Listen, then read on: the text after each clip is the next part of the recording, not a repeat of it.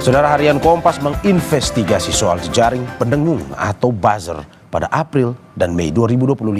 Tarif mereka bahkan hingga miliaran rupiah untuk tiap proyek. Bagaimana mencegah semakin masifnya gerakan buzzer agar ruang digital tetap sehat? Kita ulas bersama Wakil Kepala Desinvestigasi dan Jurnalisme Data Harian Kompas, Irene Sarwin Daningrum. Selamat pagi Mbak Irene. Selamat pagi Mbak. Terima kasih Mbak sudah bergabung di studio Sapa Indonesia pagi hari ini. Dan juga melalui Zoom ada senior analis drone emprit Nova Mujahid. Selamat pagi Mas Nova. Pagi Mbak. Terima kasih juga sudah bergabung di Dialog Sapa Indonesia pagi pada hari ini. Selamat pagi Bapak Ibu sudah bergabung. Saya ke Mbak Irene dulu. Mbak, ini saya langsung tanya langsung aja, to the point aja. Apa latar belakang, apa maksud dari Kompas 2 hari headline soal buzzer ini? Kita melihat ini ya, situasi internet itu semakin kabur gitu, kebenaran itu semakin kabur gitu. Oke. Dan kita semakin tidak bisa membedakan mana yang benar dan mana yang salah atau mana yang abu-abu gitu. Nah, bahkan sudah meliputi ke berbagai level gitu, bukan cuma di tingkat elit tapi juga bahkan ke tingkat bawah, itu semua sudah tidak jelas gitu. Iya, iya. Itu alasan kami. Oke. Dan itu yang memang akhirnya membuat Kompas harus, dalam arti apakah ada dampak besar, ketakutan terbesar Kompas bahwa kalau buzzer ini terlalu dibiarkan misalkan, ini pada akhirnya mungkin saja seperti yang dibilang tadi ya, akan membingungkan masyarakat. Betul, dan terutama mungkin tidak hanya membingungkan, tapi kemudian mereka menguasai narasi yang sesuai dengan kepentingan mereka sendiri gitu, bukan lagi untuk kepentingan publik. Oke, Gitu. jadi memang pada akhirnya ini ditakutkan seperti itu ya. Oke, saya ke Mas Nova. Mas Nova, kalau kita melihat buzzer seperti ini, apakah sebenarnya kita bisa mengidentifikasinya? Apakah ini organik atau mesin sebenarnya? Iya, apakah kita bisa mengidentifikasi suatu postingan atau akun yang posting itu organik atau akun-akun yang atau postingan yang dilakukan oleh mesin? Teknologi sebenarnya banyak cara untuk mengidentifikasi itu ya. Pertama kita memverifikasi, tentu saja kita kunjungi orang-orangnya, kita lihat apakah ada postingan serupa sebelumnya, karena atau bagaimana keragaman postingannya, bagaimana keragaman aktivitasnya, apakah dia pernah like, pernah retweet dan sebagainya dan sebagainya. Kalau semakin beragam, itu semakin besar kemungkinan dia bukan bot, jadi kemungkinan besar dia organik, kayak gitu. Tetapi apakah akun yang organik ini adalah akun buzzer? Ya, itu juga bisa kita lihat lagi, apakah dia juga mempost postingannya. Kalau biasanya buzzer ini punya kecenderungan untuk memposting yang lebih emosional, unggahan-unggahan itu lebih mengarah pada emosional gitu ya. Kalau unggahan-unggahan yang biasa saja, tidak terlalu banyak yang terkait dengan hal-hal seperti itu, biasanya kita akan lihat itu bukan seperti itu. Tapi itu dari sisi pengguna. Kemudian dari sisi platform media sosial juga, saya kira X, Twitter, Facebook, Instagram, dan berbagai macam kanal media sosial itu juga sudah memiliki mekanisme untuk mendeteksi apakah sebuah akun adalah akun organik atau akun bukan organik. Jika dideteksi dan terindikasi adalah bukan akun organik, maka otomatis dia akan ditangguhkan setidaknya sementara 24 jam kayak gitu.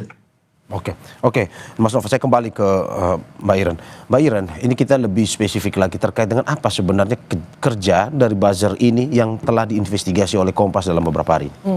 Kerja mereka bermacam-macam ya, dari membelokkan narasi, membuat hoax, memotong-motong itu agar narasi yang beredar di publik kemudian berbelok sesuai kepentingan mereka, dan hal yang paling sehari-hari bahkan mereka juga lakukan gitu.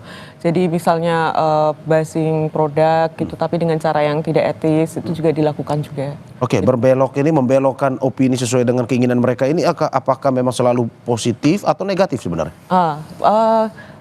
Kebanyakan dari narasi mereka itu terkesan punya kepentingan publik, kesannya ya. Jadi itu memang benar tadi menyentuh emosi, dan itu terkesan seperti itu. Tapi di balik itu pasti ada kepentingan yang akan diuntungkan kalau itu kemudian menjadi pembicaraan di ruang digital gitu, secara masif, begitu ya. Oke, lebih spesifik, sepertinya untuk paling banyak apa? Bisnis kah, politik kah, atau campaign-campaign yang memang mungkin membutuhkan perhatian publik sebenarnya? Kami melihat merata ya, sekarang ini memang betul-betul sudah merata. Di produk itu juga sudah sangat masif di tingkat misalnya untuk kepentingan politik seseorang itu juga sudah tinggi gitu. Sudah dari dulu kalau itu memang ya sudah merata sebenarnya. Oke, berarti tidak hanya untuk bisnis, yang maksudnya dalam arti bahwa spesifik khusus di bisnis, tapi juga untuk beberapa hal lain pun memang penggunaan buzzer ini memang dilakukan ya untuk ya tadi membelokkan opini tadi ya. Betul. Oke, saya ke Mas Nova. Mas Nova, bagaimana Anda melihat dari investigasi Kompas ini bahwa kalau kita lihat bisnis pun juga dirambah oleh buzzer ini, dalam arti bahwa untuk membalikan opini, dalam arti untuk menentukan sepihak, melemahkan pihak lain. Dari Doron melihat analisisnya seperti apa? Aktivitas buzzer ini kan sudah lama, setidaknya dari 2008 di Amerika ya, lalu di Indonesia, dan awalnya memang untuk kegiatan-kegiatan bisnis, justru bukan untuk kegiatan politik. Lalu kalau kita lihat di Indonesia, memang aktivitas ini mulai marak sejak 2013-an, 2013-2014 itu sudah sangat marak tuh. Di Indonesia justru kebalikannya, yang dilakukan pertama kali adalah untuk aktivitas politik dibanding aktivitas bisnis. Nah, kemudian berkembang belakangan ini setelah aktivitas politik kan setelah 2019 itu udah agak menurun ya, bukan menurun tapi sudah mulai market buzzernya itu sudah mulai ya di situ-situ saja kayak gitu. Nah, sehingga setelah COVID aktivitas buzzer agak bergeser dari politik ke bisnis dan banyak yang diuntungkan di situ, termasuk salah satunya adalah judi online. Oke, berarti dari awalnya politik dulu ya Mas ini ya? Di Indonesia justru politik dulu. Di Indonesia politik dulu berarti? Iya. Oke. Oh, setelah itu soal bisnis ya, maksudnya dalam arti bahwa untuk mencari keuntungan dari bisnis mereka menggunakan buzzer. Betul. Sejak 2020 penggunaan buzzer untuk bisnis itu meningkat di Indonesia. Dan kita bisa lihat hasilnya itu di 2023-2024 kita sudah agak kesulitan untuk menemukan mana misalkan review gitu ya, review produk di katakanlah di marketplace tertentu, itu kita udah agak kesulitan mana yang buzzer, mana yang bukan buzzer. Lalu kalau kita ngeliat Google review, kita sering juga ngelihat banyak yang Google review tiba-tiba tinggi atau dikatakan tiba-tiba rendah kayak gitu. Itu kan aktivitas-aktivitas yang dicurigai di sana ada keterlibatan buzzer-buzzer. Nah, hal-hal seperti itu udah semakin marak sejak 2023 sampai 2025 terakhir. Dan memang membutuhkan trik-trik tertentu untuk membaca mana-mana yang benar reviewnya, mana-mana yang betul, atau mana-mana yang sudah ada campur tangan buzzer, kira-kira begitu. Oke, saya kembali ke Mbak Iren. Mbak Iren, 2 hari jurnalis Kompas TV, jurnalis Kompas harian itu membuka cara kerjanya. Bisa dijelaskan cara kerjanya buzzer ini seperti apa? Oh ya, mereka punya jaringan yang luas ya. Jadi jaringan yang luas ini bukan dalam bahwa satu pasukan jaringan itu eksklusif buat satu koordinator atau agen gitu. Tapi mereka tuh bisa saling menggunakan. Tapi ya orang-orangnya itu saja sebenarnya. Seberapa besar kami tidak bisa mengukur gitu. Tapi antara ada yang mengaku dari 5.000 sampai 70.000 pasukan itu mereka bisa mengakses lah istilahnya gitu. Pasukan ini manusia atau robot? Ini manusia, dan masing-masing dari mereka kemungkinan punya beberapa akun sekaligus gitu. Jadi bukan cuma satu akun gitu. Oke, 70.000 manusia, satu orang memiliki beberapa akun ya? Berapa misalkan satu hitungannya? Kalau yang kami temui ya, itu antara 2 atau 3, itu yang paling kecil ya. Tapi ada juga yang gede, itu bisa sampai satu orang bisa pegang ratusan bahkan ribuan. Dengan alat, beberapa alat yang sebenarnya juga udah lama dipakai gitu ya. Namanya ada phone farming, ternak akun, kemudian ada beberapa panel, platform di internet yang bisa dipakai untuk memboosting kekuatan mereka ini, akun-akun mereka ini. Oke, sebelum saya ke Mas Nova, kita akan bahas lebih dalam lagi. Ini menarik sekali. Bagaimana pertanyaannya, Mbak Iren, satu orang koordinator buzzer, seperti yang Anda bilang tadi, mengkoordinasikan terhadap 70.000 orang. Dalam arti bahwa kalau kita hitung saja satu orang memegang 2 akun, berarti ada 140.000 akun yang dikoordinasikan. Nah, ini cara kerjanya seperti apa? Jadi mereka terbagi atas beberapa tingkatan ya, beberapa lapis-lapis. Ada koordinator, kemudian kami itu ditunjukkan beberapa grup gitu. Beberapa grup ini ada satu grup tuh antara 200 sampai 250 orang. Ya. Jadi seperti itu caranya. Jadi tidak kemudian masif satu gitu ya, tapi benar-benar kecil-kecil gitu, kecil-kecil, tapi kan dari satu mereka akan turun ke bawahnya ada beberapa, kemudian di bawah nyebar lagi, seperti piramida ya modelnya. Oke, berarti ada wakil-wakilnya yang berada di grup itu betul. Sebagai ketua-ketua pendampingnya itu. Kalau misalkan dalam waktu seperti itu, apakah memang bekerja dalam satu tempat yang sama, dalam arti bahwa untuk mengkoordinasikan 70.000 orang ya tidak mungkin gampang, dalam arti yang kita ingin tahu apakah memang mereka berada di satu tempat dan waktu yang sama atau dikoordinasikan bisa saja satu di Jakarta, satu di wilayah lain atau gimana sebenarnya? Mereka tersebar ya, jadi setiap dari koordinator ini mereka punya data. Mereka ini orang-orang yang sudah dipercaya, saling mengenal lah dalam jaringan itu paling tidak. Pokoknya mereka bukan orang yang tidak dikenal sama sekali intinya gitu. Tapi mereka semua ada datanya, mungkin di Aceh ada, mereka tahu ini siapa, akun anonimnya apa, mungkin akun resminya apa, nomornya apa, sampai di Papua. Mereka semua tahu ada daftarnya gitu. Gitu. Nah jadi ya tinggal disebar aja, mereka akan bekerja di tempat masing-masing gitu. Mungkin sambil goler-goler gitu ya, dan melakukan aktivitas itu gitu. Oke, tadi Anda bilang sambil melakukan di tempat kerja masing-masing. Profesinya apa sebenarnya buzzer ini? Apakah profesinya adalah yang utama adalah buzzer atau ada profesi lain sampingannya buzzer? Dari investigasi Kompas seperti apa? Yang kami temukan ada ibu rumah tangga. Ada ibu rumah tangga? Ada banyak. Oke. Ada karyawan swasta, ada pekerja media sosial, analis media sosial atau apa gitu. Jadi memang mereka punya background yang sangat beragam gitu ya, amat sangat beragam. Sangat beragam dari profesinya, dari segi pendidikannya? Kalau yang tingkat di atas itu sangat-sangat berpendidikan tinggi justru. Jadi yang benar-benar misalnya dia yang merancang kampanye, mereka itu nggak cuman S1 dalam negeri gitu, enggak gitu. Ini kampanye politik, kampanye bisnis? Dua-duanya, jadi mereka tidak terpisahkan. Jadi satu orang yang pegang politik, sekarang juga pegang bisnis gitu. Jadi bercampur gitu. Dan mereka ini orang-orang yang kami temuin ya, itu berpendidikan tinggi dan mereka sudah tahu bagaimana untuk mengenali sebuah narasi di netizen, di warganet, di dunia sosial. Mereka punya kemahiran dan ilmu, menurut saya komunikasi yang cukup canggih gitu ya. Oke.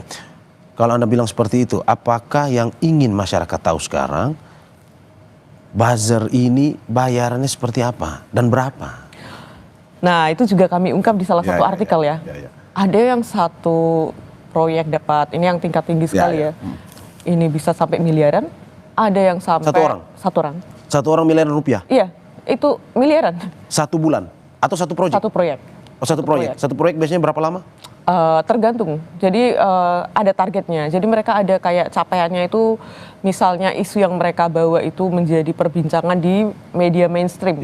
Nah itu berarti target mereka sudah tercapai gitu. Jadi ada beberapa target, entah waktu maupun ada KPI-nya masing-masing gitu. Oke, anggaplah kita politik lah, kampanye. Misalkan pilkada kemarin dalam waktu 3 bulan misalkan. 3 bulan itu 1 miliar? Enggak, tidak. Pasti kalau dari yang koordinator ini yang gede ini ya, itu 6 miliar aja kecil loh. 6 miliar saja kecil. Untuk satu orang? Satu orang, tapi project, dia akan dibagi ke jaringannya juga pada akhirnya. Oke, jika misalkan yang koordinatornya 1 miliar, buzzer-buzzer yang berada di bawahnya atau yang di dalam kelompoknya berapa? Kita ngomong soal politik ya, ini politik apa saja ya, daerah nasional. Untuk yang politik memang lebih tinggi yang kami dengar ya, dari 80 sampai 100 ribu gitu. 100 ribu orang? Per rupiah. Oh, 100 ribu per rupiah. 100 ribu rupiah per sekali? Sekali aksi, entah itu aksinya apa, mungkin komen, mungkin live, mungkin apa gitu. Oke, saya sederhanakan. Saya komen di sebuah akun, saya dapat 100 ribu. Maksudnya seperti itu? Iya. Oke. Itu untuk yang politik. Ya. Tapi untuk yang tadi yang bawah, yang mungkin isu-isu yang tidak beresiko istilahnya gitu, itu yang kami temukan di lapangan, itu mungkin cuman 15.000, 20.000, 25.000 gitu. Oke. Ya, tapi kemudian ada tangan-tangan lain. Jadi kadang-kadang mereka memberikannya di tingkat bawah ini, mereka masih memberikannya kepada yang lain. Nah, itu yang kita temukan sampai cuma berapa ratus perak, cuma berapa ribu rupiah itu. Karena mereka sudah berada di tangan nggak tahu ke berapa. Oke. Gitu. Dan kontennya sendiri ini apakah memang muncul dari pemikiran masing-masing yang mengetik atau memang sudah dikoordinasikan, misalkan sebentar dalam waktu yang ditentukan ini harus posting atau komen soal ini dengan bahasa seperti ini atau bagaimana? Nah, beragam ya. Jadi kalau di tingkat atas mereka yang akan merancang narasi yang dilakukan itu akan dibuat secara general. Jadi kita akan memakai bahan-bahan ini. Nanti di tingkat koordinator itu akan diterjemahkan lebih spesifik lagi. Kemudian ada konten kreator, jadi mereka punya ekosistemnya lengkap. Nah, nanti di tingkat yang paling bawah itu narasinya sudah perintahnya itu sudah sangat spesifik dan sederhana. Jadi misalnya mereka yang langsung komen gitu ya, atau mungkin yang like atau gimana itu sudah sangat sederhana. Jadi komen begini gitu. Oke. Gitu, tingkatannya seperti itu. Sebelum saya ke Mas Nova, Mbak Iren, saya yang mau tahu dari hasil investigasi Kompas, total jumlah dalam satu kampanye bisnis maupun politik, anggaplah kita ambil politik yang tadi Anda bilang lebih mahal, dengan penghasilan satu orang saja bisa 100.000 satu komen, berapa biaya yang dibutuhkan sebenarnya untuk mengorganisasi buzzer satu proyek? Ya tadi ada yang dapat seorang koordinator itu mengaku dapat satu proyek 6 miliar, tapi itu kecil bagi dia. Kemudian kalau dari penelusuran dokumen, kami dapat beberapa instansi saja dari 2024 sampai 2025 ini ada sekitar 1,4 lah yang terindikasi untuk proyek 1,4 triliun. Triliun? 1,4 Triliun. triliun hanya untuk pendengung? Iya, untuk pendengung, dan itu kemungkinan hanya puncak gunung es saja yang kami temukan datanya ya. 2 tahun terakhir saja gitu. Dan itu pasti sangat efektif untuk membelokkan opini? Sangat, menurut saya ya. Sangat efektif ya? Iya, beberapa isu yang kita tahu viral kemarin, kami tahu ternyata di baliknya ada dipanasi dulu oleh para buzzer. Isu yang viral ini isu politik, isu ekonomi, isu... Banyak hal. Banyak jadi ekonomi, politik, lingkungan. Oke. Banyak. Sebenarnya menarik juga. Mas Nova, ini kita tertegun juga melihat atau mendengar dari kesaksian dari Mbak Iren dan kawan-kawan di Harian Kompas investigasi ini. Bagaimana Anda melihat bahwa begitu besar sampai triliunan rupiah kita akhirnya melihat begitu banyak buzzer yang bermain di media sosial dengan tujuan tadi membelokkan opini? Ya, praktek ini kan saya kira puncaknya itu bukan 2003, bukan pada masa kampanye saja sebenarnya. Tetapi setidaknya dalam 10 tahun terakhir industri ini mengalami peningkatan yang cukup signifikan kayak gitu ya. 2005, 2004 adalah kalau kami melihat justru terjadi sedikit penurunan, setidaknya dari dana yang dikeluarkan oleh tadi Mbak yang sampaikan itu kan ada penurunan dibandingkan 2002, 2001 dan banding seperti itu. Tapi dan ini bukan praktek yang katakanlah haram di media sosial. Meskipun ini praktek yang agak abu-abu bagi kami, karena beberapa kami dukung penggunaan buzzer, misalkan kampanye-kampanye yang sifatnya penting untuk menunjang ketika masa COVID kayak gitu ya. Ketika masa COVID itu kan butuh sekali narasi-narasi yang melawan narasi-narasi yang anti mainstream kayak gitu. Nah, itu dibutuhkan buzzer. Tetapi di praktik-praktik lain memang ini sangat merugikan kayak gitu. Jadi memang masih sangat abu-abu, dan ini dikembalikan lagi nanti kepada buzzernya masing-masing, kepada para aktornya nanti. Dan juga dikembalikan kepada para pemesan narasi itu ya. Seperti itu. Oke. Tetapi saya ingin kasih ini ya, ingin memberikan sedikit masukan untuk teman-teman di media sosial. Meskipun ini hal yang kita temui lazim, tetapi juga ini hal yang perlu diwaspadai. Karenanya para pengguna media sosial sangat penting untuk meningkatkan literasi. selalu berpikir kritis kayak gitu, siapa sih, ada apa di balik narasi ini. Ketika sesuatu hal menjadi trending topik, ketika suatu hal menjadi ramai dikampanyekan, jangan-jangan ada hal lain yang sedang disembunyikan, ada narasi lain yang sedang disampaikan kayak gitu, yang disematkan dengan subtil gitu ya. Lalu juga yang paling penting saya kira kembali kepada jurnalisme. Biasanya Mas dan Mbak, aktivitas buzzer ini akan berhadapan-hadapan langsung dengan investigasi seperti yang dilakukan oleh Kompas hari ini. Akan berhadapan-hadapan langsung. Jadi jika ada informasi-informasi yang sifatnya agak mencurigakan, cek di media massa. Saya kira nanti akan kembali seperti itu. Oke, Mas Nova, bagaimana kita melihat bahwa media sosial ini kan semakin hari semakin mutakhir, bahwa ada beberapa aturan maupun terkait dengan algoritma ini yang disetting sedemikian rupa sehingga tidak dikuasai oleh mungkin saja kelompok atau orang tertentu. Tapi bagaimana dengan kita melihat kerjaan buzzer ini? Apakah memang mereka bisa mengakali sebuah algoritma, logika algoritma tersebut sehingga bisa selalu, misalkan tadi di pemberitaan Kompas selalu trending misalkan, atau di bahasa sekarangnya selalu FYP misalkan. Padahal kalau kita melihat bahwa ya teknologi media sosial ini ya sudah mengatur sedemikian rupa bahwa tidak dikuasai oleh kelompok atau orang tertentu. Ini bagaimana kita melihat analisisnya seperti apa nih? Tadi ya, untuk membuat sesuatu isu menjadi perhatian publik itu, buzzer itu cara kerjanya ada dua.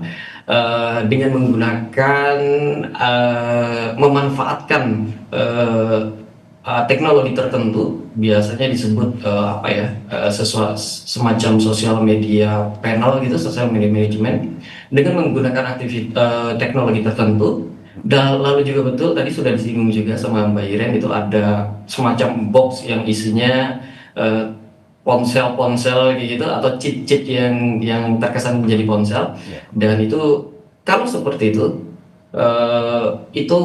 sosial media akan bisa, tadi sebenarnya saya singgung di awal, sosial media akan memiliki kemampuan untuk mendeteksi apakah aktivitasnya itu aktivitas yang mencurigakan atau tidak. Tetapi untuk aktivitas buzzer yang menggunakan manusia asli, karena ada juga tadi disebut ada berbagai komunitas, dan komunitas itu saya kira lebih banyak lagi dari itu, akan kesulitan sosial media platform untuk mengidentifikasi ini. Jadi dan ini akan kelihatan nanti di tingkat engagement satu isu ya. Kalau engagement bisa jadi postnya tinggi, engagementnya rendah, itu biasanya dilakukan oleh akun-akun yang menggunakan mesin. Tetapi postnya dengan postingan yang sama, engagement lebih tinggi bisa terjadi pada akun-akun atau pada narasi-narasi pada isu-isu yang menggunakan buzzer-buzzer berbasis manusia.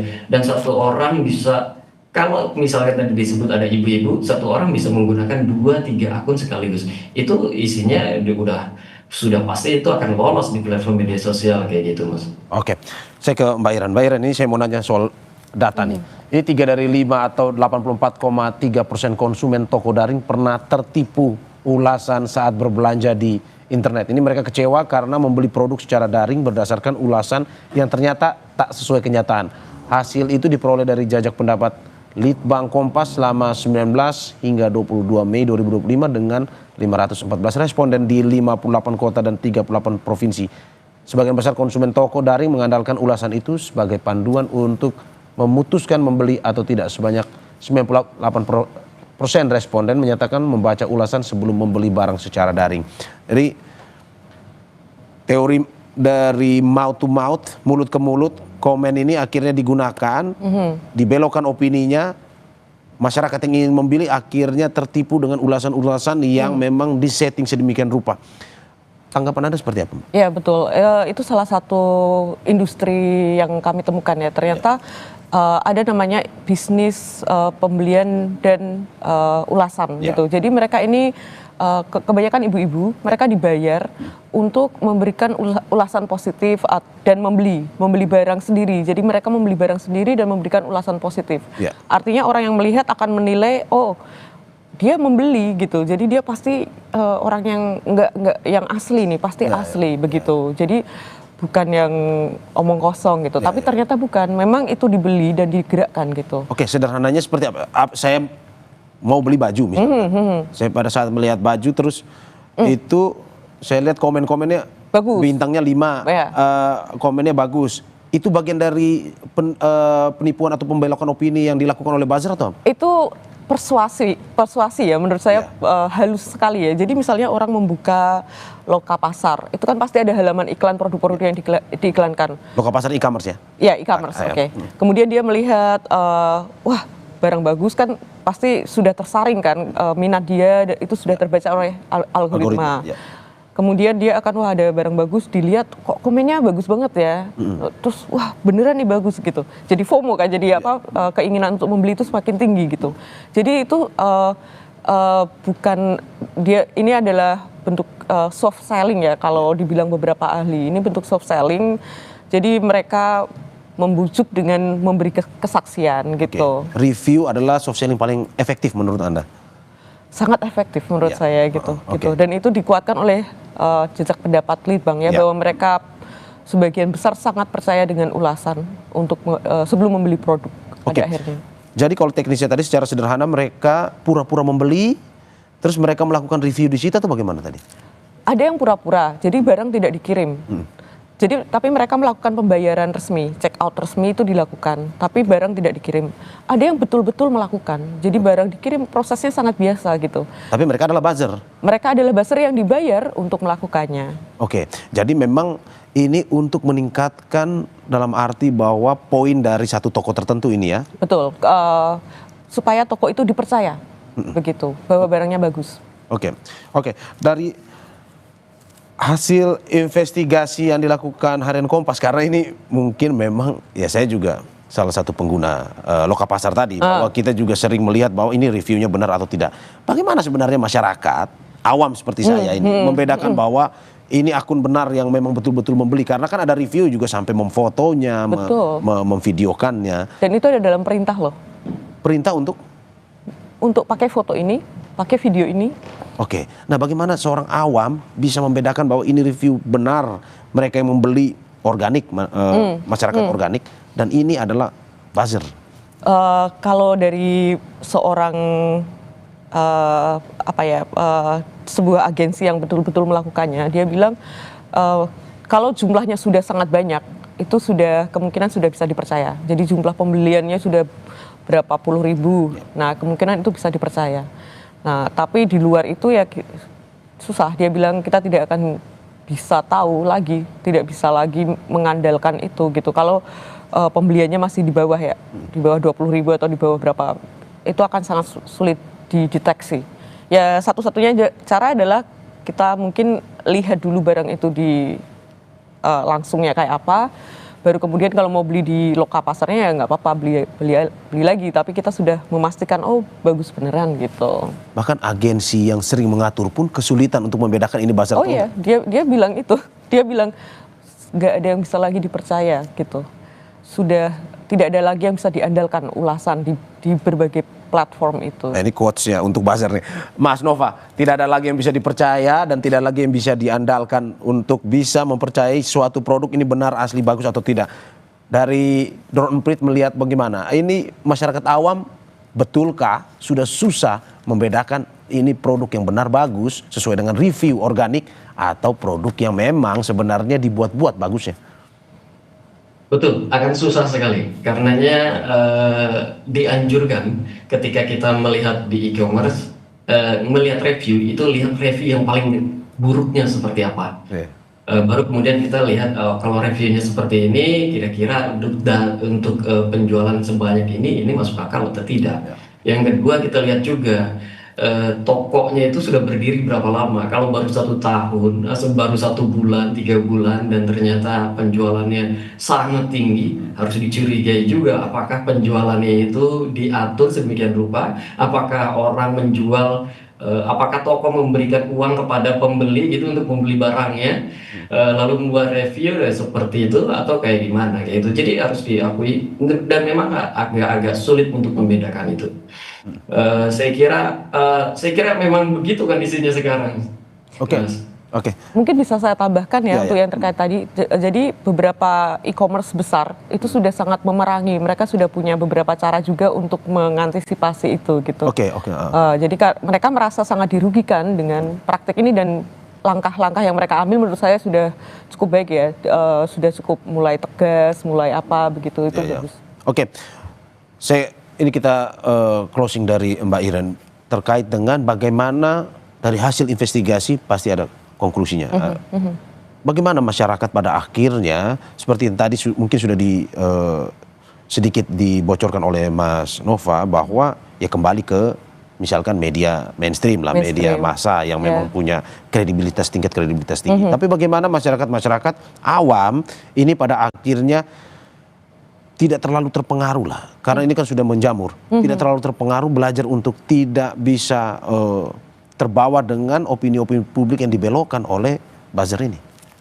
Menurut saya memang peran pemerintah juga sangat dibutuhkan ya. Jadi bagaimana pemerintah ini harus membuat sebuah mungkin kebijakan atau apa untuk bisa meningkatkan literasi digital masyarakat di tingkat bawah, tapi dengan cara yang tidak teoritis, tapi betul-betul yang praktis dan bisa diaplikasi gitu ke masyarakat. Entah mungkin memperbanyak perpustakaan daerah atau mungkin dengan ya banyak hal, tapi itu butuh political will menurut saya untuk membuatnya secara masif sampai ke tingkat bawah.